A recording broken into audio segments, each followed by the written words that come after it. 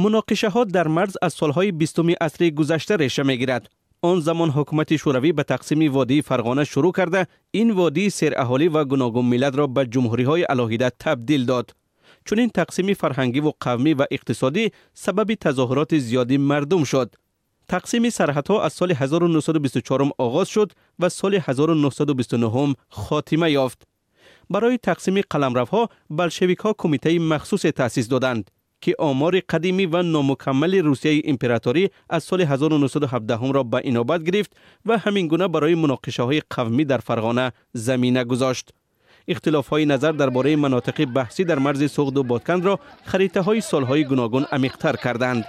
دوشنبه و بشکک برای حل مسائل مرزی به خریطه های سالهای 30 و 50 عصر 20 تکیه می کنند.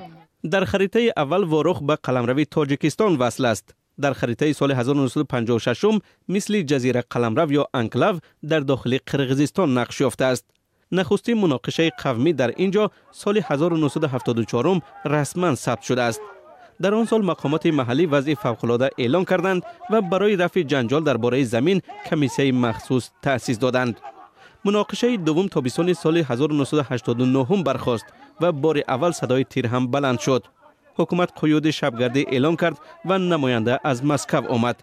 در همان سال رهبران تاجیکستان و قرقیزستان شوروی مناقشه را بررسی کردند. ملاقاتشان در بادکن نتیجه نداد و مسئله حل نشده مرز به دو کشور مستقل به میراث ماند. در آوان استقلال مناقشه بدترین در ماه ینوری سال 2014 صورت گرفت. در آن زمان بعد شروع بنیاد راه کوکتاش آقسای از طرف قرقیزستان بین سرحدبانان دو کشور تیراندازی صورت گرفت و بی تلفات هم نبود. بعد آن سال دو طرف تمامی کارهای ساختمانی در منطقه های بحث برانگیز را قطع کردند. اما جنجال ساکنان دو طرف برای زمین و چراگاه و آب قطع نشد و گاه گاه ادامه یافت. خوشبختانه بسیاری از آنها زود و به خونریزی انجام یافتند.